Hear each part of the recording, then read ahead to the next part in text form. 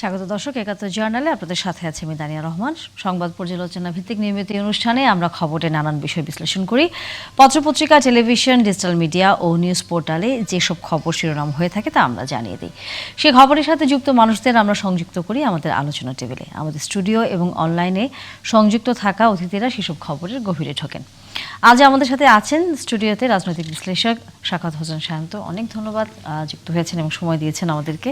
ধন্যবাদ। এবং দর্শক, পর্যায়ক্রমে অন্যান্য অতিথিরাও নানা খবরে আলোচনায় যুক্ত হবেন। আমরা আলোচনা শুরু করব অন্যান্য অতিথিদের সাথে। দর্শক, একটু পরিচয় করে দিই আপনাদেরকে। আজিজুর বারী হেলাল, মাননীয় এমপি এবং তথ্য বিষয়ক সম্পাদক কেন্দ্রীয় বিএনপির, এবং আছেন আমাদের সাথে মাহফুজুর রহমান, সাবেক রাষ্ট্রদূত, এবং আছেন অধ্যাপক তৌফিক মিথিল, আন্তর্জাতিক সম্পর্ক বিশ্লেষক। আপনাদের সবাইকে স্বাগত এবং ধন্যবাদ একাত্তর জার্নালে সময় দিয়েছেন।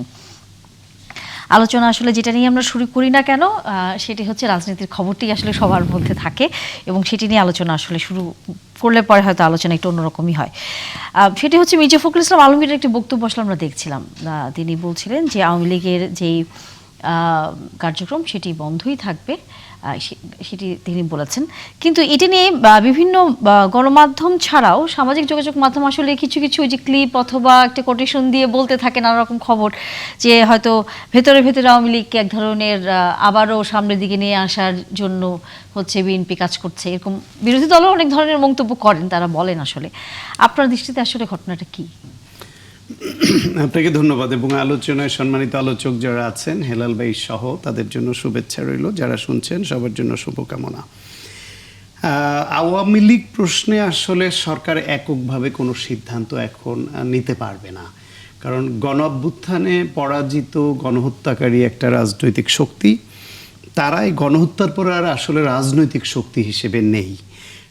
16 বছর ধরে গুম, খুন, হত্যা, হামলা, মামলা, আয়নাঘর করা, টাকা পাচার করা, রাজনৈতিক দেশের ভোটের অধিকার হরণ করা, সাংবিধানিক প্রতিষ্ঠানগুলোকে ধ্বংস করা এবং বহুবিধ অপকর্ম করবার পরেও ফাইনালি তারা গণহত্যার মাধ্যমে পলাতক এবং পরাজিত। সেই অবস্থায় যখন তাদের নেতাদের এই গণহত্যার অভিযোগের বিচারের প্রক্রিয়া চলছে, তখন আওয়ামী লীগের নেতাকর্মীরা বিভিন্ন জায়গায় বিভিন্ন কর্মসূচি দিয়ে তারা একটা ভীতির পরিবেশ তৈরি করার চেষ্টা করছিল। তখন ওই পরিস্থিতিতে আওয়ামী লীগ নিষিদ্ধের দাবি ওঠে। বিএনপি কোনো রাজনৈতিক দলকে নির্বাহী আদেশে নিষিদ্ধের পক্ষে অবস্থান নেয়নি, কারণ এই ইনস্ট্যান্স তৈরি হইলে একবার এটা ভবিষ্যতেও কেউ এইটার প্র্যাকটিস করতে পারে। কিন্তু দল হিসেবে আওয়ামী লীগকে নিষিদ্ধ না করে পরে যাওয়া হয় তাদের কার্যক্রম নিষিদ্ধের দিকে। কার্যক্রম নিষিদ্ধ হওয়াতে তাদের নিবন্ধন স্থগিত হয়ে যায়। নিবন্ধন স্থগিত হয়ে যাওয়াতে তারা নির্বাচনও করতে পারলো না কোনো ফর্মুলায় কোনোভাবেই, কারণ যদি নিবন্ধন স্থগিত না হতো তাহলে তারা কোনো নেতা কোথাও তাদের যেখানে যেখানে পকেট আছে, ভোট ব্যাংক আছে, নির্বাচন করতে পারতো এবং করে হয়তো খুনিরাও এমপি হয়ে আসার মতো সুযোগ তৈরি হতো কিনা এই আশঙ্কা কিন্তু কোনো এলাকায় আছে।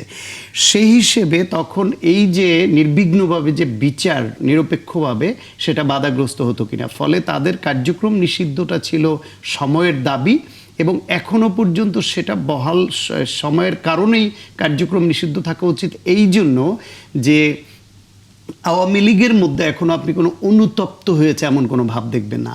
তাদের মধ্যে কোনো রকম রিকনসিলিয়েশনের কোনো বিষয় নাই। তারা যে ভুল করেছে সেটা না করে তারা তাদের কাজকে জাস্টিফাই করছে এবং খুবই নর্মালি তারা অন্যের উপর দোষারোপ চাপাচ্ছে। এই কারণে এখন সেইখানে হয়েছে কি, নির্বাচনটা যখন হয়, নির্বাচনের সময়ে আওয়ামী লীগের যারা পলাতক তারা তো ভাবে গেল, যারা খুবই বোনাফাইড নেতা ছিল কেউ ভোট দেবে না তারা একটা অংশ গেল, কিন্তু বড় একটা অংশ তাদের যে কর্মী সমর্থক যারা তাদের তো ভোট দিয়েছে। এই ভোটটা কোথায় দিবে? ভোটটা কোথাও বিএনপিকে দিয়েছে, কোথাও জামাত ইসলামকে দিয়েছে বা তাদের জোটকে, কোথাও অন্য স্বতন্ত্রকে দিয়েছে। ভোটের ইকুয়েশনে তখন এলাকা ভিত্তিক লোকালি এই জামাত ইসলাম এবং বিএনপির প্রার্থীদের সঙ্গে লোকালি আওয়ামী লীগের কোনো লেভেলে হয়তো একটা আন্ডারস্ট্যান্ডিং হয়েও থাকতে পারে। তার অংশ হিসেবে কোথাও তারা সাহস দেখিয়ে কার্যালয় খুলেছে কিন্তু খুললো আবার যুবদল ছাত্রদল তারা গিয়ে আবার ওটা আবার বন্ধ করেছে। করেছে। ফলে এই আপনার- পরিস্থিতিতে জি। বিএনপির উপর ওই দায়টা চাপিয়ে এই প্রশ্নটা মহাসচিবকে করছেন যে আওয়ামী লীগকে আবার না রাজনীতিতে পুনর্বাসন মানে এই করা ধরনের হচ্ছে কিনা, ঘটনার কারণে এক ধরনের অফিস খোলা আর কি, দেওয়া হবে কিনা, রাজনীতি প্রশ্ন চালু হবে জাগছে। কিনা। যেহেতু আমাদের সাংবাদিকদের জি। ওই প্রশ্নের জবাবে জি। মহাসচিব বলেছেন যে তাদের কার্যক্রম বন্ধ আছে, অফিস বন্ধ আছে, জি। বন্ধই থাকবে। জি, এ বিষয়ে মাননীয় এমপি যেহেতু আমাদের সাথে আছেন, আমরা একটু তার কাছ থেকে প্রশ্নটির এটাও জানতে চাই। সেটি মির্জা ফখরুল ইসলাম আলমগীর বলছেন যে আওয়ামী লীগের কার্যক্রম নিষিদ্ধ আছে, সেটি থাকবে, কিন্তু বাকি যারা আছে তারা কাজ করবে, তারা করছেও। এই বাকি বলতে কি জাতীয় পার্টি, ওয়ার্কার্স পার্টি, অন্য যেসব রাজনৈতিক দলগুলো আওয়ামী লীগের সাথে যুক্ত ছিল তাদেরকে বুঝিয়েছেন তিনি, নাকি কাদেরকে বুঝিয়েছেন? আপনি কিছুটা হলেও ঠিক বলেছেন যে দেখেন ডক্টর ইউনূস সরকার এই কার্যক্রমটা বন্ধ করেছিল, যে আনটিল দ্য লাস্ট ভার্ডিক্ট কাম, যতক্ষণ না শেষ রায়টা আসে ততক্ষণ পর্যন্ত আওয়ামী লীগের কার্যক্রম বন্ধ থাকবে। সুতরাং সেই অর্থে যদি আওয়ামী লীগের নেতাকর্মীরা দলীয় কার্যক্রম করে, বিশেষ করে দেখেন ওই যে 32তম ধানমন্ডির অফিসে একবার 7ই মার্চের ভাষণ বাজালো এবং বিভিন্ন রকম কর্মকাণ্ড করে, এটা কিন্তু আইনের দৃষ্টিতে অপরাধ। যেহেতু ডক্টর ইউনূস সরকার এই আইনটা করেছেন, এই আইন যেহেতু তো লিফট হয়নি, সুতরাং এই অনুযায়ী তাদের উপর আপনার প্রশাসনিক ব্যবস্থা নেওয়া যেতেই পারে। এই ব্যবস্থার সাথে বিএনপির কোনো সম্পর্ক নেই। যে সায়ন্তবা একটা কথা বলছেন যে ছাত্রদল বা যুবদল আওয়ামী লীগের অফিসগুলো বন্ধ করছে, এই দায়িত্বটা কিন্তু পুলিশের। এটা ছাত্রদল বা যুবদল করছে কিনা আমি জানি না, এই দায়িত্ব কিন্তু পুলিশের। আর বাকি যে দলগুলো, বাকি যে কথাগুলো বলছেন যে বাকি যারা আছে তারা কাজ করবে, এখন এটা হয়তো এমন কোনো ইন্ডিভিজুয়ালস আছেন যে যিনি হয়তো আওয়ামী লীগের সমর্থক বা শুভানুধ্যায়ী, এই আন্দোলন এই অপকর্মের সাথে জড়িত না, কিন্তু দল হিসেবে কিন্তু আবার এই আওয়ামী লীগ নিষিদ্ধ। এখানে দুটো বিষয় আছে, একজন ইন্ডিভিজুয়াল যদি আওয়ামী লীগের ব্যানারেও কিছু করতে চায় তাহলেও কিন্তু যে প্রশাসনিক বাধার সম্মুখীন হবে। সুতরাং আপনি নিশ্চিত যেটা বলেছেন যে এই ফ্যাসিবাদের সাথে জড়িত অন্য অন্য যে দলগুলো ছিল তাদের কিন্তু বাই নেম আপনার স্থগিত এমন কিছু কিছু বলা হয়নি। অতএব যারা মানবতা বিরোধী অপরাধ বা অপকর্মের সাথে জড়িত না, তারা রাজনীতিটা করতেই পারে। আর একটা কথা আপনি যা বলছেন, কিন্তু যখন আওয়ামী লীগ নিষিদ্ধের প্রসঙ্গটি উঠেছে এবং সরকার গেল সরকার এটি নিষিদ্ধ করেছে, তখন কিন্তু তার সাথে যারা জড়িত ছিল, যেসব শরিক দলগুলো, তাদেরও কার্যক্রম নিষিদ্ধের দাবিও কিন্তু উঠেছে। এবং যখন গেল সরকার এই বিষয়ে কোনো পদক্ষেপ নেয়নি, তখন এটি নিয়েও প্রশ্ন উঠেছে। আপনারা এই বিষয়ে কোনো কিছু ভাববেন কিনা, বা আপনারা এই জায়গায় কার্যক্রম কোনো? জাতীয় পার্টি তো ইলেকশন করলো না, জাতীয় পার্টি তো ফেসিবাদের দোষক ছিল, কিন্তু ইলেকশন তো করেছে না। সুতরাং আপনি এখানে মেনলি ফ্যাসিবাদের প্রতীক হিসেবে আওয়ামী লীগকে ধরা হচ্ছে, মানে ডক্টর ইউনূস সরকারের বয়ান অনুযায়ী। আমি যেটা বলছি যে পুনর্বাসনের কথা সায়ন্ত ভাই চমৎকার করে বলেছেন। দেখেন আমাদের ভোট ছিল প্রায় 40%, সেটা হয়েছে 50+। আপনি যদি তর্কের খাতিরে ধরে নেন যে এই ভোটটা আমাদের পপুলার ভোট না হয়ে আওয়ামী লীগের ভোট, আমি আপনার কথা মানলাম। আমি মনে করি আমাদের পপুলারিটি যে অর্জন করছি সেই ভোটটা যোগ হয়েছে। কিন্তু আপনি বিস্ময়কর ভাবে দেখেন জামাতে ইসলামের ভোটটা ছিল 8 থেকে 10%, এই ভোটটা হয়ে গেল 32%। তাহলে জামাতের যদি পপুলারিটি অর্জনও হয়, তাহলে আওয়ামী লীগের ভোটটাও তো এর সাথে যোগ হলো।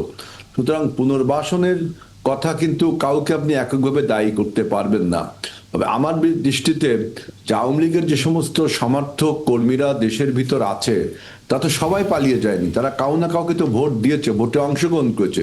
সেই ভোটটা অনেকেই ভাগ হয়ে গেছে আসলে নির্বাচনের সময়। কোন দল তাদের পুনর্বাসন করছে, তাদের কোন দল, আমি মনে করি না যে আমাদের অভ্যুত্থানের কোন শক্তি এই দলকে পুনর্বাসন করছে। সবকিছু আইনের দৃষ্টিতে দেখা হচ্ছে। জি, আমরা আলোচনাটা এখানে শেষ করতে চাই। তবে এর বিরতির পর আমরা আন্তর্জাতিক বিষয় নিয়ে আলোচনা করব, কারণ ইরান যুদ্ধের কারণে আমাদের সামনের দিনগুলোতে অর্থনৈতিক এবং জ্বালানির কি প্রভাব পড়তে যাচ্ছে, কারণ যেহেতু দীর্ঘায়িত হচ্ছে এই যুদ্ধটি, সেটা নিয়ে আলোচনা করব। আমাদের সাথে অন্যান্য অতিথিরাও আছেন। দর্শক, বিরতির পর নিশ্চয়ই আবার ৭১ জার্নালে যুক্ত হবেন। ধন্যবাদ দর্শক, সাথে থাকার জন্য আমন্ত্রণ আবারও ৭১ জার্নালে। সংবাদ ভিত্তিক যেসব টেলিভিশন তারা ঘুরে ফিরে ঈদ যাত্রা এবং একই সাথে আমরা জানি যে ইরান যে যুদ্ধ সারা পৃথিবী জুড়ে এর মধ্যে সবার নজর সেই খবরও আছে। আমরা এই বিষয়টি নিয়ে আলোচনা করব কারণ দিন শেষে অর্থনীতি, জ্বালানি এই সব কিছু বিষয়ে আমাদের সাথেও আসলে যুদ্ধটি কোনো না কোনোভাবে কিন্তু কিছুটা হলেও সম্পর্কিত। আমরা একটু যুক্ত করতে চাই, আমাদের সাথে অতিথি হিসেবে আছেন মাহফুজুর রহমান, সাবেক রাষ্ট্রদূত। আপনাকে একটু আপনার কাছে জানতেই চাই, সর্বশেষ যে খবরগুলো আছে বিভিন্ন আন্তর্জাতিক গণমাধ্যমে তারা বলছে যে ইরান এরই মধ্যে তার পাশাপাশি যেসব দেশগুলো রয়েছে মধ্যপ্রাচ্যের সেখানকার যে তেল স্থাপনা সেখানে হচ্ছে তারা হামলা চালিয়েছে এবং এর ফলে আমরা দেখছি যে তেলের দাম দ্বিগুণ থেকে 3 গুণের মতো বেড়ে গেছে। বিশেষ করে ইউকেতে আমরা দেখেছি, যুক্তরাজ্যে সেরকম একটি অবস্থা তৈরি হয়েছে। আপনার কাছে কি মনে হয় পরিস্থিতি আসলে কোন দিকে যাচ্ছে? পরিস্থিতি আসলে যথেষ্টই ভয়াবহ, কিন্তু তার মধ্য দিয়েও আমরা যদি কিছু আশার বাণী কোথাও আছে কিনা সেটা খুঁজতে চাই, তাহলে দেখব যে কোনো দেশ আপনার মধ্যস্থতা করার জন্য চেষ্টা করছে কিংবা কোনো ধরনের সমাধান নিয়ে আসছে যা দিয়ে যুদ্ধটা থামানো যেতে পারে। তো যুদ্ধ থামাতে গেলে প্রথম কাজ হবে যে দুটো পক্ষকেই কোনো না কোনো ভাবে তাদের বিজয় হয়েছে এই ধরনের একটা অনুভূতি তাদের মধ্যে যদি আসে সেটা নিশ্চিত করা। অর্থাৎ যুক্তরাষ্ট্র বা ইসরায়েল তারা যদি মনে করে যে তারা ইরানের যে সরকার ব্যবস্থা ছিল এবং ইরানের যে পারমাণবিক কর্মসূচি ছিল এবং যে মিসাইল সক্ষমতা ছিল সেগুলোকে দুর্বল করতে পেরেছে বা বন্ধ করতে পেরেছে, তাহলে হয়তো মার্কিন যুক্তরাষ্ট্র এবং ইসরায়েল বলতে পারে যে তাদের বিজয় হয়েছে। একইভাবে ইরানে যদি সরকার টিকে যায় বা ইসলামিক যে সরকার বা ইসলামিক বিপ্লবের যে আদর্শ তারা ধারণ করছে সরকার থেকে, সেটা যদি টিকে থাকতে পারে তাহলে ইরানও দাবি করতে পারে যে তাদের বিজয় হয়েছে। এই ধরনের একটা পরিস্থিতি দুই পক্ষকে স্বীকার করে নিতে হবে আন্তর্জাতিক মধ্যস্থতায়। এই জন্য আমরা দেখছি যে জাপান এবং ইউরোপের কয়েকটা দেশ তারা মিলে একটা বিবৃতি দিয়েছে এবং তারা চেষ্টা করছে যে এই যুদ্ধটাকে অন্তত একটা সিজ ফায়ারে অর্থাৎ যুদ্ধ বিরতিতে নিয়ে যাওয়া যায় কিনা। তো সেই পরিস্থিতি যদি তৈরি হয় এবং একই সঙ্গে ইরানের সঙ্গে বিশেষ করে এই ইউরোপীয় দেশগুলো এবং জাপান, অস্ট্রেলিয়া, এমনকি যদি চীন এখানে যুক্ত হয়, তাদের আলোচনার মাধ্যমে যদি হরমুজ প্রণালীটাতে স্বাভাবিক অবস্থায় ফিরিয়ে আনা যায়, তাহলে আশা করা যায় যে তেলের দাম আর উপরের দিকে উঠবে না। কিন্তু এরই মধ্যে আমরা দেখছিলাম যে মার্কিন অর্থমন্ত্রী তিনি বলছেন যে ইরানি তেলের উপর বিধিনিষেধ শিথিল করার একটা পরিকল্পনা করছে মার্কিন যুক্তরাষ্ট্র। অধ্যাপক তৌফিক মিথিল, আপনার কাছে একটু জানতে চাই, এর ফলে কি কোনো ধরনের অবস্থার পরিবর্তন হবে? মানে তেলের উপর থেকে যদি তারা বিধিনিষেধ কিছুটা শিথিল করে, তাহলে কি আসলে জ্বালানি তেলের যে সংকট সামনের দিনগুলোতে চিন্তা করছে বিশ্ব, সেটার মধ্যে কি কোনো ধরনের পরিবর্তন আসবে? ধন্যবাদ আপনাকে এবং ধন্যবাদ সম্মানিত সহ আলোচকদের। আপনি যে উক্তিটা দিয়েছেন, আমেরিকা এখন চিন্তা করছে যে তেলের উপর যে নিষেধাজ্ঞা ছিল সেটা প্রত্যাহার করার। কিন্তু আমার প্রশ্ন হচ্ছে এখন কেন? যুদ্ধটা কিন্তু ইরান শুরু করেনি, যুদ্ধটা ইরানের উপর চাপিয়ে দিয়েছে, সেটা আমরা জানি। ইতিমধ্যে আলোচনায় সেটা কিন্তু সম্মানিত সহ আলোচক বলেছেন। আমার প্রশ্ন হচ্ছে যতক্ষণ না পর্যন্ত এই অ্যাটিটিউড থাকবে, আপনি দেখেন শুরু থেকেই আমেরিকা যে কথাগুলো বলেছে ইরান শেষ, ইরান নিঃশেষ হয়ে গেছে, ইরান আর কিছুই করতে পারবে না, এই কথাগুলো কিন্তু বারবার আমেরিকার মুখ থেকে, ডোনাল্ড ট্রাম্পের মুখ থেকে বারবার উচ্চারিত হচ্ছিল। আমার প্রশ্ন হচ্ছে, দেখেন আজকে যে সিজফায়ারের কথা বলছে, আমরা কিন্তু কেউ যুদ্ধ চাই না, আমরা শান্তি চাই। এবং প্রত্যেকটা দেশেই যারা শান্তিকামী দেশ আছে তারা কিন্তু সেটাই চায়। যুদ্ধবাজরা কিন্তু সেটা চায় না, যুদ্ধবাজরা কিন্তু সবসময় যুদ্ধ চায় এবং এই যুদ্ধবাজরা কিন্তু জানে তার কনসিকুয়েন্স কি হবে। আজকে এই নমনীয় সুর কেন?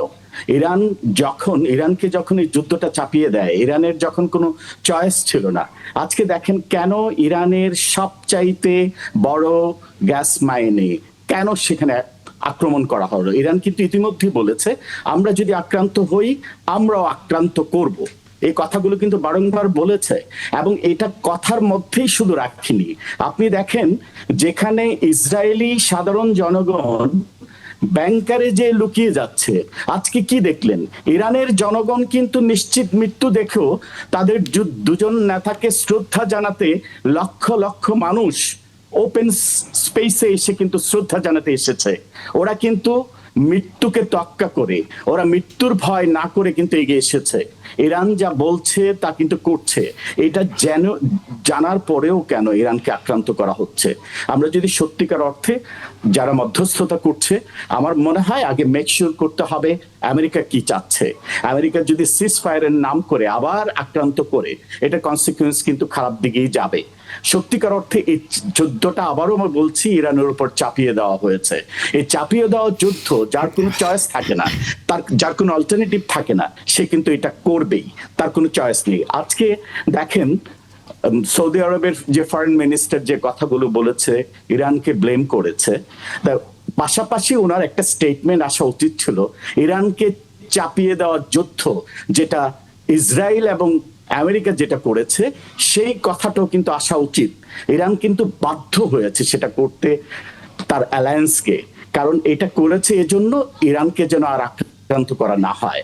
তা আমার মনে হয় সিজ ফায়ার আমরা যারা কথা বলছি, শুধু আমরা না, সারা পৃথিবীর মানুষই চাচ্ছে, কিন্তু প্রথম যেটা ইসরায়েলকে মেক শিওর করতে হবে উইথ আমেরিকা যে আসলে ওনারা সিজ ফায়ারে যেতে চাচ্ছে কিনা, নাকি সিজ ফায়ারের নামে কোনো সুযোগ খুঁজছে।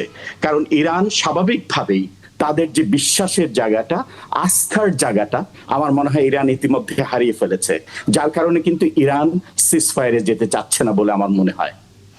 এর সাথে যেহেতু সবচেয়ে বড় যে বিষয়টা জড়িত সেটি হচ্ছে বিশ্ব জ্বালানি, এবং যেহেতু ইরান এবং হরমুজ প্রণালী দিয়ে তেল, গ্যাস, এবং আজকে আমরা যতটুকু হচ্ছে বিভিন্ন গণমাধ্যমগুলোতে দেখছিলাম যে ইসরায়েল এরই মধ্যে যেহেতু ইরানের এই তেল শোধনাগার, গ্যাসের শোধনাগারের যে স্থাপনাগুলো রয়েছে সেখানে আক্রমণের পাশাপাশি আবার ইরানও তার পার্শ্ববর্তী দেশগুলোর সেই সব স্থাপনাগুলোতে আক্রমণ করেছে। অর্থাৎ মূল জায়গাটা দুই দেশের ভিতরে কিন্তু ঘুরপাক খাচ্ছে এই অর্থনৈতিক এবং জ্বালানির এক ধরনের পরিমণ্ডলের ভিতরে। সামনের দিনগুলোতে আপনার কাছে কি মনে হয় যে সংকট আসলে বড় ধরনের হতে যাচ্ছে কিনা? সংকট তো বড়র দিকেই যাচ্ছে নিঃসন্দেহে। ইতিমধ্যে আমার সম্মানিত সমালোচক যে কথাগুলো বলেছেন, আপনি দেখেন ডায়ালগে কিন্তু লজিক চলে, কাউন্টার লজিক চলে, বাট যুদ্ধে কিন্তু ব্লাড ফর ব্লাড। এটা আমাদের মনে রাখতে হবে। আমরা যদি সত্যিকার অর্থে সিজফায়ার চাই, আমি আবারও বলছি যারা যুদ্ধটা শুরু করেছে ওনারা কিন্তু এটা কনসিকুয়েন্স জানে, কিন্তু ওনাদের সবচাইতে বড় যে ভুল ছিল প্রতিপক্ষকে দুর্বল ভাবা। যুদ্ধে যখন নামা হবে প্রতিপক্ষকে দুর্বল ভেবে যে যুদ্ধ করে তার আলটিমেট ডেস্টিনেশন হচ্ছে সে যেহেতু আন্ডার এস্টিমেট করেছে, এর জন্য তাকে পে করতে হচ্ছে এবং পে করতে হবে, এটাই স্বাভাবিক। ইরান কিন্তু সেটা শুরু করেনি। ইরান জানে যে আমার হারানোর কিছু নেই, ইরান কিন্তু সেভাবে এগিয়ে যাচ্ছে, কারণ অনেকগুলো দেশ মিলে যারা নীরবে আছে, নীরবে সাপোর্ট করছে এই ইসরায়েল আমেরিকা বলয়কে, তাদের উপরও কিন্তু স্বাভাবিকভাবে প্রতিবেশী দেশ যেখান থেকে ল্যান্ড ব্যবহার করে ইরানে অ্যাটাক হচ্ছে, প্রতিপক্ষ দেশগুলো পাশাপাশি এটাও কিন্তু জানে যারা যুদ্ধ শুরু করেছে আলটিমেটলি জ্বালানি তেলের বাজার কোথায় যাবে। আপনি দেখেন এলপিজি গ্যাসের অবস্থা কোথায় যেয়ে দাঁড়াবে, এটা কিন্তু এদের একটা প্রেডিকশন ছিল, ওনাদের কাছে এটা নতুন না। আমরা যারা এই যুদ্ধের সাথে কোনোভাবে সম্পৃক্ত না, আমরা যারা যুদ্ধ চাই না, সাফার কিন্তু করছে আমরা, সাফার করছে সাধারণ মানুষ, সাফার করছে শান্তিপ্রিয় দেশগুলো।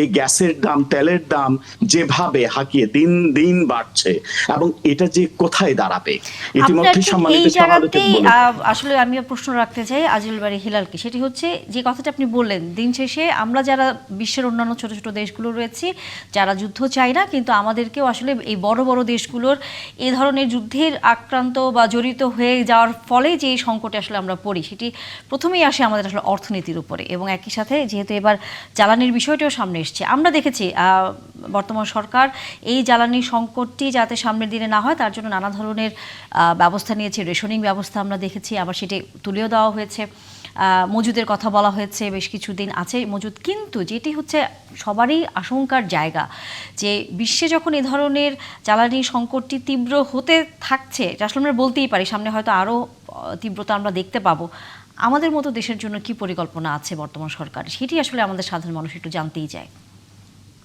দেখুন, এই যুদ্ধটা কিন্তু আমি দেখলাম যে এটাকে এক ধরনের তেলের যুদ্ধ, ওয়ার অফ ওয়েল, আবার একে বলা যায় মধ্যপ্রাচ্যে প্রভাব প্রতিপত্তি বিস্তারেরও একটা যুদ্ধ। এই যুদ্ধ যদি দীর্ঘদিন চলে তাহলে শুধু বাংলাদেশ না, বিশ্বের বিভিন্ন দেশই কিন্তু ক্ষতিগ্রস্ত হবে। যেমন ওয়াশিংটন, তেল আবিব বা তেহরান যখন আপনার কেঁপে ওঠে, তখন পাশাপাশি বিশ্বের অন্যান্য দেশের মতো বাংলাদেশও কেঁপে ওঠে। এখন আপনি দেখেন যে এই যখন যুদ্ধটা বাধে, তখন কিন্তু আমাদের দেশের একটা হুজুগ উঠেছিল যে তেলের দাম বেড়ে যাবে, সুতরাং সবাই তেল নিতে ছুটে গেলাম, পাম্পে ক্রাউড সৃষ্টি করলাম, একটা হুজুগ ছিল। তার প্রমাণ যে আমরা কিন্তু তেলের দামটা বাড়তে দেইনি। আপনি দেখেন যে যদি অন্য কোনো সরকার থাকতো, আমরা গত ইতিহাসেও দেখেছি আপনার যুদ্ধ ইরান এবং ইসরায়েল এবং আমেরিকার যে যুদ্ধ, কিন্তু জুন মাসে একটা 12 দিনের যুদ্ধ হয়েছে, এর আগেও অনেক যুদ্ধ হয়েছে। কিন্তু আমরা অন্যান্য সরকার সময় দেখেছি যুদ্ধ বা কোনো কিছু পরিস্থিতি হলেই বাজার সিন্ডিকেট করে যে কোনো পণ্যের দাম বাড়িয়ে দিয়ে যুদ্ধের অজুহাত দেখে। ইউক্রেন যুদ্ধের সময় জিনিসটা দেখেছি। কিন্তু এবার সরকার দেখেন যে আমরা যেহেতু আগের পূর্ব নির্ধারিত মূল্যে তেলটা কিনেছিলাম, অতএব আমরা এই সিন্ডিকেটকে ভেঙে দিয়েছি, সিন্ডিকেট করতেও দেয়নি, এবং আমরা পূর্বের কেনা দামে সেই তেলটা জনগণের কাছে সরবরাহ করা হচ্ছে। এবং দেখবেন যে আমাদের আরেকটা কূটনীতিক এখানে বিজয় আছে, যে হরমুজ প্রণালী দিয়ে যে বাংলাদেশের প্রায় 12টা জাহাজ বা 11টা জাহাজ কিন্তু ছেড়ে দেওয়া হয়েছে, যে হরমুজ প্রণালীতে বিশ্বের অন্যতম তেল পরিবহনের একটা পথ। এটা বাংলাদেশের একটা কূটনীতিক বিজয়। কিন্তু কিন্তু এখন আমরা এই যে দামটা ধরে রাখছি, যেহেতু আমাদের আগে তেল কেনা রয়েছে, সুতরাং এরপরে এখন কিন্তু তেলের দাম ন্যাচারালি বাড়বে। সেজন্য আমি বলছি ন্যাচারালি বাড়বে। সেজন্য আমি বলছি যে দেখেন এই যে তেলের যে যুদ্ধ, তেল বা জ্বালানি পৃথিবীর সভ্যতার চালিকা শক্তি বা চাবিকাঠি বলা হয় এই জ্বালানিকে। এই জ্বালানির উপর নিয়ন্ত্রণ করবার জন্য আপনার আমেরিকা, ইসরায়েল এবং তেহরানের যে যুদ্ধ, এই যুদ্ধ দীর্ঘায়িত হলে অবশ্যই আমাদেরকে সমস্যায় পড়তে হবে। কিন্তু আমাদের মানে আশার যে কথাটা আছে সেটা হলো, আমরা যদি বিশেষ করে আমি আজকে আপনারা বললেন যে ইরানের তেলের উপর নিষেধাজ্ঞা উঠিয়ে দেওয়া হয়েছে, 14 কোটি ব্যারেল তেল দেখলাম সাগরে ভাসছে, সেখান থেকে যে জাহাজগুলো ছাড়া হবে। তারপরে আমরা যদি এই কূটনৈতিক সম্পর্কটা বজায় রাখতে পারি, তাহলে দেখা যাচ্ছে যে বিশ্ববাজারে তেলের দাম কিন্তু বেড়ে যাচ্ছে, $120 $120 করে ব্যারেল এখন আমাদের তাহলে এই কি আমাদের তেল দেশও বাড়বে? মানে সামনের দিনগুলোতে কি আমাদের ওই ধরনের একটা চাপে পড়তে ডিমান্ড আসবে? আমাদের তো এখন ভারতের সাথে যে বিপিসি একটা লাইন চালু করেছে আমাদের পূর্বতন সরকার, এই ব্যবস্থাটা করতো, সেটা আমরা যদি অক্ষুণ্ণ রাখতে পারি তাহলে কিছুটা আমরা ট্যাকেল দিতে পারবো ভারতের সাথে কাছ থেকে যে বিপিসির মাধ্যমে আমরা যে তেলটা পাচ্ছি, তেলটা আনবো। মেনলি আমাদের সমস্যা হলো ডিজেলের। এই ডিজেলটা যদি আমরা বিশেষ করে ওই যে হরমুজ প্রণালী থেকে যে জাহাজগুলো আসবে, এখন জাহাজের ভাড়াও বেড়ে যাচ্ছে। সুতরাং আপনি এটা এই চ্যালেঞ্জকে মোকাবেলা করতে হবে কূটনৈতিক দক্ষতা দিয়ে। কিন্তু এখানে আপনি জাহাজ ভাড়া বাড়ছে, এটি আমরা হয়তো কূটনৈতিক দক্ষতা দিয়ে চ্যালেঞ্জটা মোকাবেলা করার হয়তো জায়গা থাকে, কিন্তু যেটি আসলে আমাদের সাধারণ মানুষের যে আশঙ্কার জায়গা, যে সৌদি আরবে গোল্ডের দাম বেড়ে গেছে কিন্তু আমাদের এখানে 3 লাখ টাকা এখন গোল্ডের ভরি হয়ে গেছে কোনো কারণ ছাড়াই। আমরা ঠিক জানি না, আমরা গোল্ড উৎপাদনও করি না, আমরা ওভাবে মানে আমাদের ওভাবে ফ্যাক্টরিও নেই। এই যে সিন্ডিকেট, এই যে এই প্রভাবটা আপনি যখন বলছেন বা আশঙ্কা করছে সবাই কম বেশি, যে সামনের দিনগুলোতে যুদ্ধ দীর্ঘায়িত হলে জ্বালানির সংকট সারা বিশ্বেই আসলে বাড়বে, এটা শুধু তো বাংলাদেশের জন্য একার না। কিন্তু আমাদের দেশের যে সিন্ডিকেটের বিষয়টা থাকে সেটি কিভাবে তখন নিয়ন্ত্রিত হবে বা করা যাবে কিনা? দেখেন এখন যেহেতু নিয়ন্ত্রণ করেছি, যুদ্ধের নাম দেখিয়ে জাহাজ ভাড়া বেড়ে গেছে এই কথা বলে পূর্বতনে সমস্ত সরকারগুলো আপনারা দেখেছেন যে কোনো আমদানিকৃত পণ্যের দাম বাড়িয়ে দিত। দেখা যাচ্ছে তার প্রভাব বাংলাদেশে এসে পড়িনি, আমরা পূর্বতন মূল্যেই তেল কিনেছি। কিন্তু সরকারগুলো দেখবে সিন্ডিকেট করে এই তেলের দাম বাড়িয়ে দিত। আমরা সেই সিন্ডিকেটকে যেহেতু মোকাবেলা করতে পেরেছি, এবার সার্থকতার সাথে আমরা সেই পূর্বতন মূল্য ধরে রাখতে পেরেছি। সুতরাং বিশ্ব বাজারে আপনি তেলের যে আপনার তেলের যে স্বল্পতা থাকবে, সেখান থেকে আমাদের এই চ্যালেঞ্জটাকে মোকাবেলা করতে হবে সরকারের দক্ষতা দিয়ে। আপনি দেখবেন যে এই যুদ্ধের প্রধান টার্গেট যে সমস্ত দেশের তেল শোধনাগার, আপনি কিছুক্ষণ আগে বলেছেন তেল শোধনাগার, তেলের যে মাইনগুলো আছে তার উপরে আঘাত করছে।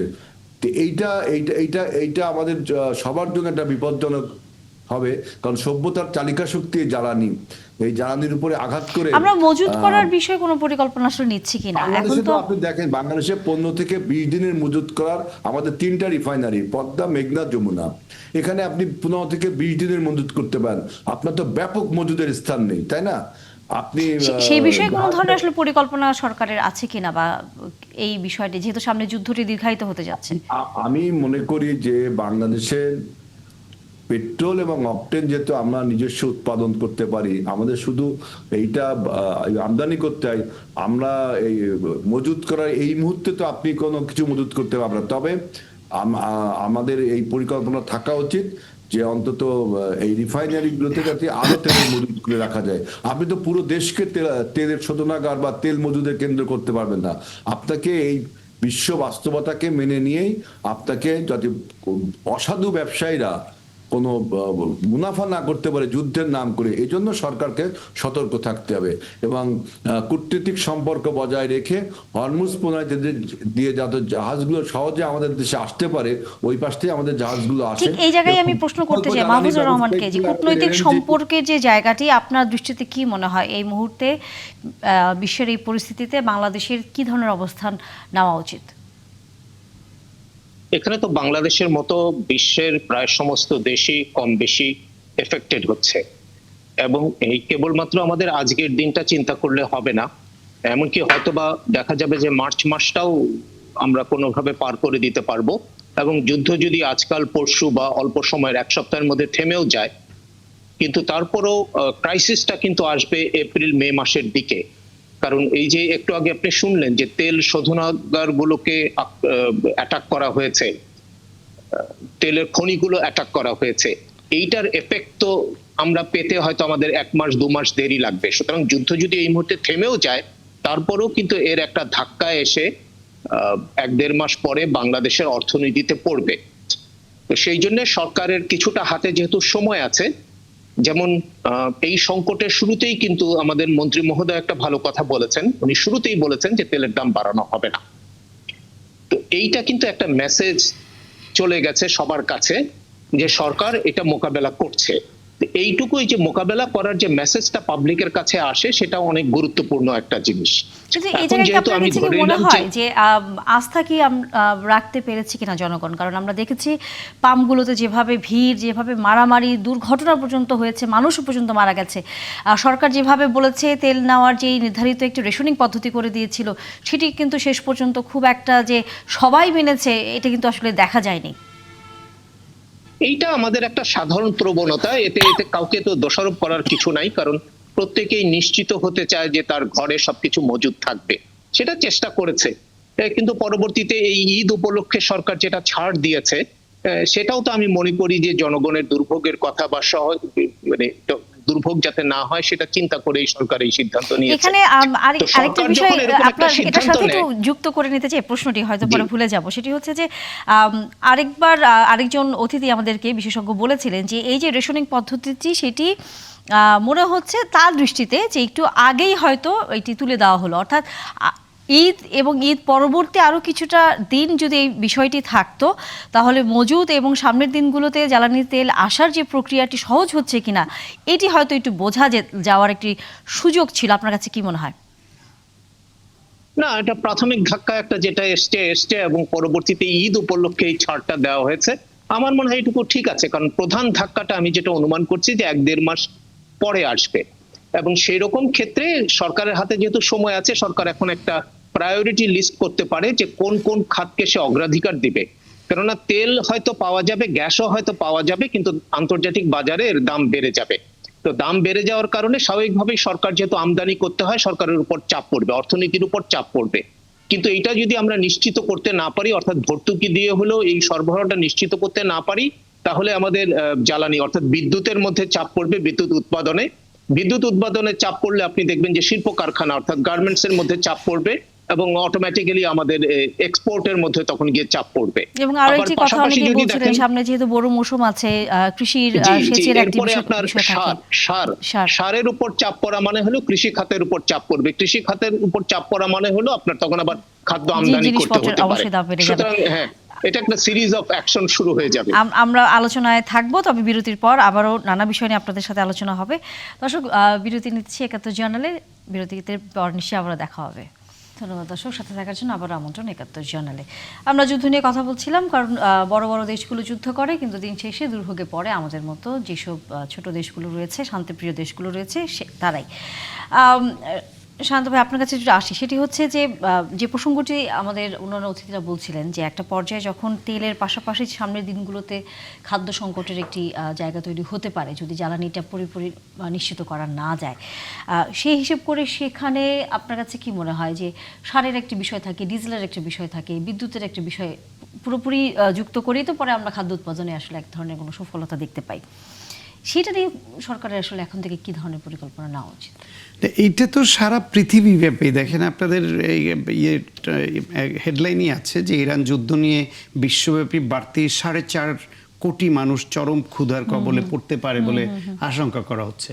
এখন এটা শুধু বাংলাদেশ না, পৃথিবীর সব দেশে কোনো না কোনোভাবেই ঘাটতি হবে, তার প্রভাব পড়বে। এবং এটা যেটা বিশেষজ্ঞ মতামত যেটা আমরা শুনলাম সমালোচকদের, যে প্রত্যেকটাই তো ইন্টারলিঙ্ক। এইখানে আপনার পরিবহনে প্রভাব পড়বে, খাদ্য উৎপাদনে প্রভাব পড়বে, এটা শিল্প উৎপাদনে প্রভাব পড়বে, আলটিমেটলি গিয়ে রাজনীতির উপর প্রভাব পড়বে। মানে সবসময় এটা একটা ফ্যাক্ট যে পাওয়ার ইজ রিলেটেড টু পাওয়ার, মানে এনার্জি সেক্টরের যে পাওয়ার, এই পাওয়ারে যখন ক্রাইসিস তৈরি হয় তখন পলিটিক্যাল পাওয়ারও ক্রাইসিস চলে আসে কোনো না কোনোভাবে। কারণ এই পলিটিক্যাল পাওয়ার ধরে রাখতে হইলে যত দিকে মনোযোগ দিতে হয় তার সবগুলাই ওই এনার্জি সেক্টরের পাওয়ারের সঙ্গে যুক্ত, ফুয়েল পাওয়ারের সঙ্গে যুক্ত। সুতরাং যেখানে আপনার এটা একটা যেহেতু আন্তর্জাতিকভাবে একটা যুদ্ধ অবস্থা সারা পৃথিবীতে এটা ফেস করছে, এবং এটা আরও কতদিন চলবে আমরা জানি না। যেটা আমাদের রাষ্ট্রদূত মহোদয় এবং প্রফেসর তৌফিক ভাই বলছিলেন যে তিনি বিশেষ করে রাষ্ট্রদূত বলছিলেন যে উইন উইন হলে বন্ধটা সিজ ফায়ার হতে পারে, যুদ্ধবিরতি হতে পারে। এটা কিন্তু স্থায়ী চুক্তি করে যুদ্ধ বন্ধ না, যুদ্ধ বিরতি। যুদ্ধটা বিরতি হয় একটা কৌশলের অংশ। যখন তারা দেখে যে তার কোনো না কোনোভাবে তার রসদের ঘাটতি পড়েছে, তার যোদ্ধারা ফ্যাটিক হয়ে গেছে বা সংখ্যা বাড়াতে হবে, এক্সচেঞ্জ করতে হবে, কোনো না কোনো ইস্যু সামনে আসলে তখন উভয়ের পক্ষ কৌশল হিসেবেও অনেক সময় যুদ্ধ বিরতির কৌশল নেয়। মানে বিরতি মানে হচ্ছে একটা 2টি এপিসোডের মাঝখানে একটা টাইম নিলাম আমি, আবার যুদ্ধের জন্য প্রস্তুত হওয়া। কিন্তু এরকম যদি বারবার তারা যুদ্ধ করতেই থাকে আর এরকম যুদ্ধ হয় রাজায় রাজায় আর উলুখাগড়ার প্রাণ যায়, সেই অবস্থায় আমরা সবাই সাফারার হই। সেই ক্ষেত্রে আন্তর্জাতিকভাবে যারা এখন মধ্যস্থতা করতে চাচ্ছে তাদের অ্যাটিচিউড এবং কথার সুর দেখলে আমরা বুঝবো যে আসলে যুদ্ধটা বিরতির দিকে বা বন্ধের দিকে যাচ্ছে কিনা। কারণ ইরানের উপরে যুদ্ধটা চাপিয়ে দেওয়া হয়েছে, এখানে কার্যত ক্ষতিগ্রস্ত ইরান। আমেরিকা ইসরায়েল কোনোভাবেই ক্ষতিগ্রস্ত পক্ষ না, কারণ তারা নিজেরা যুদ্ধ চাপিয়ে দিয়েছে, নিজের আগে হামলা করেছে, তা ইরানের শীর্ষ নেতৃত্বকে হত্যা করেছে, তাদের গুরুত্বপূর্ণ স্থাপনা ধ্বংস করেছে, তাদের স্কুলের শিক্ষার্থীরা পর্যন্ত এই হত্যাকাণ্ড থেকে রক্ষা পায়নি।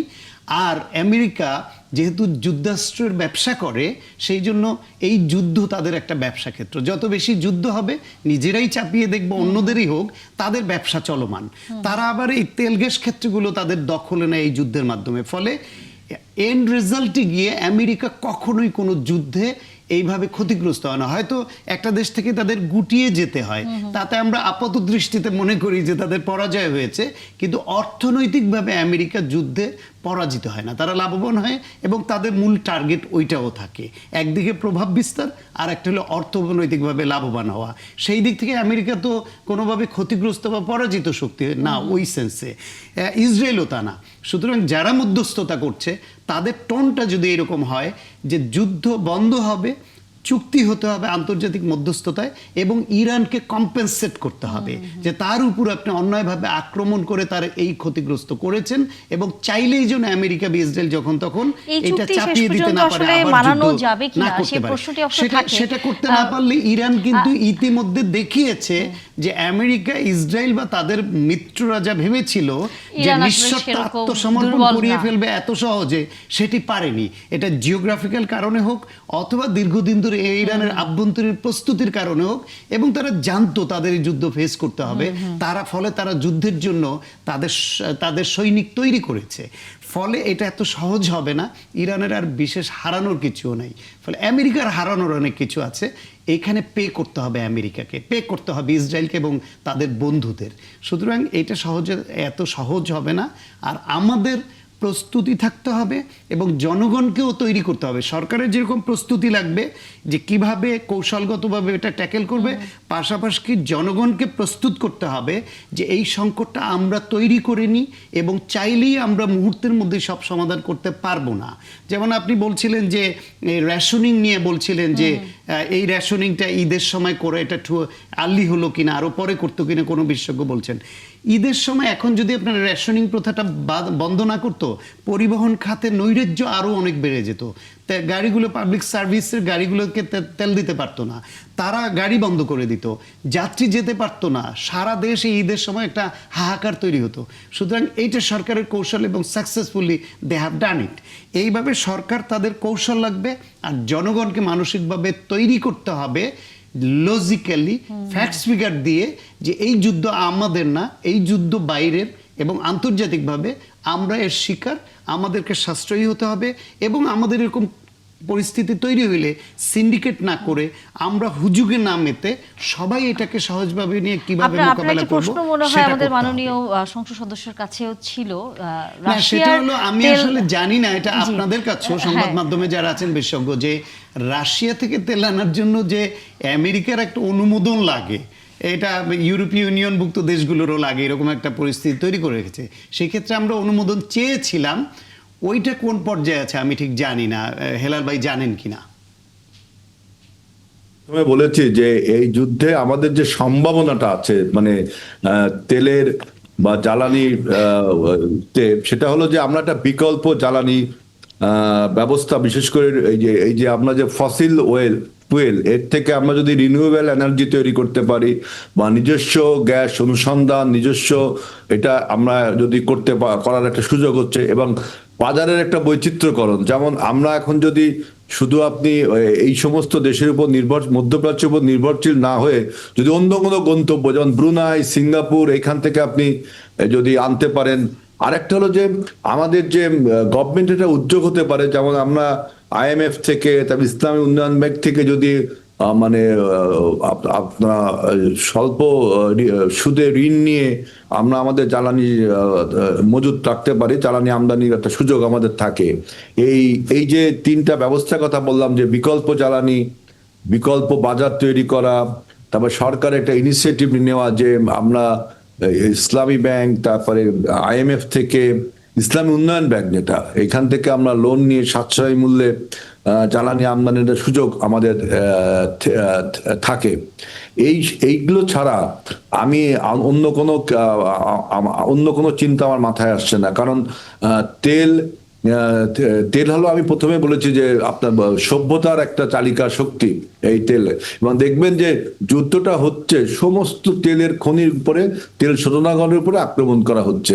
এই তেলের বাজার দখল করবার জন্য, এইটাকে জন্য বলছি যে তেলের যুদ্ধ। এটা একটা বাংলাদেশের মতো ছোট্ট একটা দেশ এবং অর্থনৈতিক ছোট্ট একটা দেশ, তাদের এই বিকল্প জ্বালানি খোঁজার এবং বাজারের সোর্সিংটা বাড়ানো, মধ্যপ্রাচ্যের উপর নির্ভর না হয়ে আমরা পূর্ব এশিয়ার দেশগুলো, বিশেষ করে সিঙ্গাপুর, এবার মধ্যপ্রাচ্যের ব্রুনাই, এইসব জায়গাতে আমরা আনতে পারি এবং LNGর ব্যবহারটা বাড়িয়ে দিতে পারি।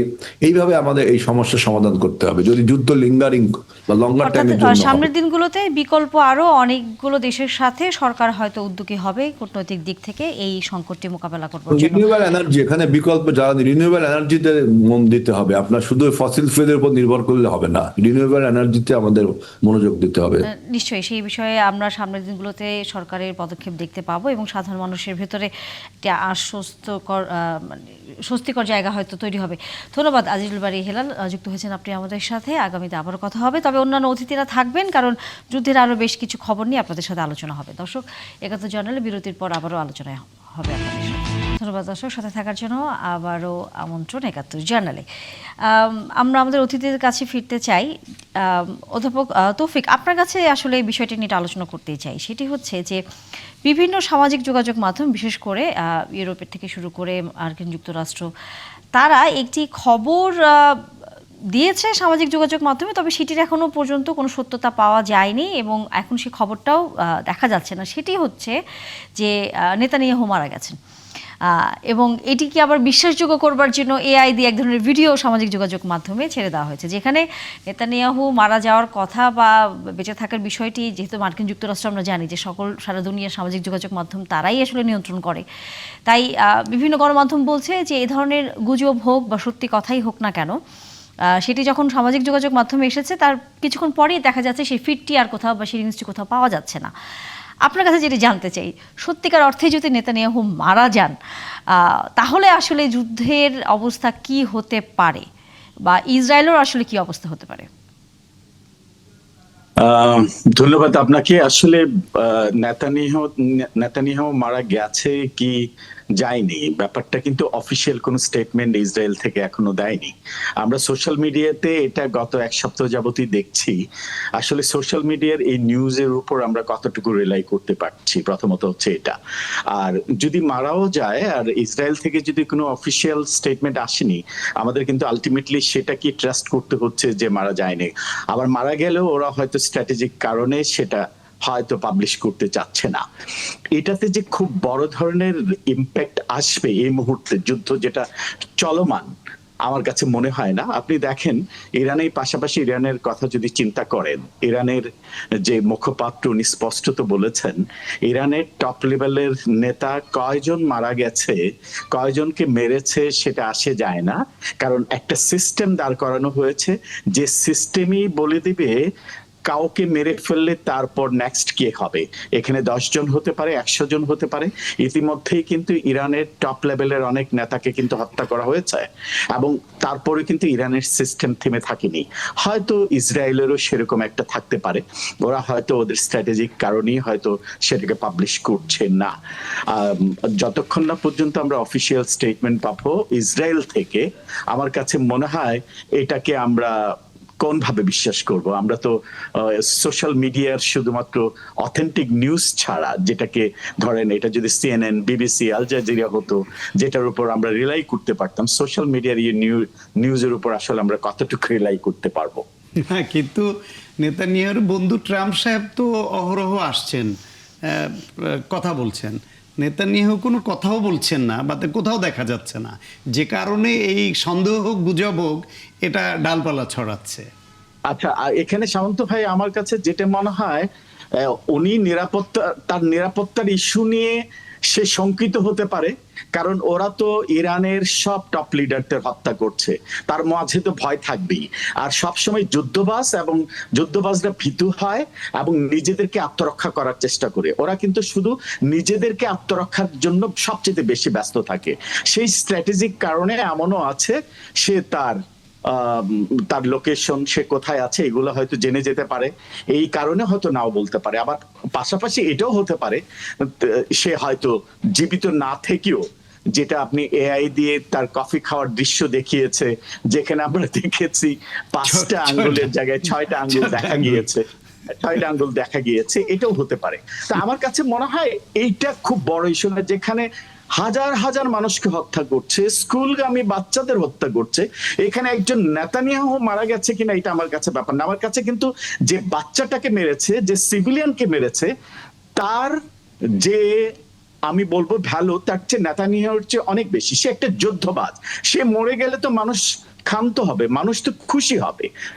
যুদ্ধবাজ কোথাও, সেটাই তো অভিক ভাই, আপনার কিছু যায় আসে না, কিন্তু অনেকের যায় আসে। নেতানিয়াহুর মতো একজন খুনি মারা গেছে, এইটা এই ইসরায়েলের আক্রমণের বিরোধিতাকারীদের মানসিক শান্তি দিবে যে এইরকম যুদ্ধবাজ একজন খুনি সে নিহত হয়েছে। সুতরাং নিঃসন্দেহে। ইসরায়েল যেহেতু এখনো পর্যন্ত কোনো স্টেটমেন্ট দিচ্ছে না, মানুষ যদি এটা নিয়ে কিছু আনন্দ পেতে চায় পাক না, পরে দেখবো আমরা। আমরা আসলে আমি বলবো যে এখানে যারা আমরা আলোচনা করছি আমরা সবাই খুশি হব, প্রতিটা মানুষ খুশি হবে, কারণ যুদ্ধবাজের মৃত্যু কামনা আমরা সবাই করছি কিন্তু, এবং সোশ্যাল মিডিয়াতে এটা রিফ্লেকশন দেখছেন সবাই কিন্তু আলহামদুলিল্লাহ এত খুশি হচ্ছে। আমার কাছে মনে হয় স্বাভাবিকভাবেই কোনো মৃত্যু কিন্তু মানুষকে আনন্দ দেয় না, তবে নেতানিয়াহুর মৃত্যু নিঃসন্দেহে মানুষকে আনন্দ দিবে। আমরা আরেকটি বিষয় নিয়ে একটু কথা বলতে চাই, মাহফুজুর রহমান যেহেতু আছেন আমাদের সাথে, সেটি হচ্ছে সৌদি আরব যতটুকু বিভিন্ন গণমাধ্যম বা আন্তর্জাতিক গণমাধ্যম প্রথমেই সৌদি আরব আমেরিকাকে বলেছে যে ইরানের উপর অ্যাটাক করার জন্য। এরপর আমরা দেখেছি যে সৌদি আরব প্রচণ্ড চুপ থাকে প্রতিবারই বিভিন্ন সময় যখন নানা দেশে যুদ্ধ হয়, বিশেষ করে মুসলিম দেশের উপর, তখন হচ্ছে সৌদি আরব এবং গাজার ইস্যুতে আমরা জানি বছরের পর বছর তাদের অবস্থানটি।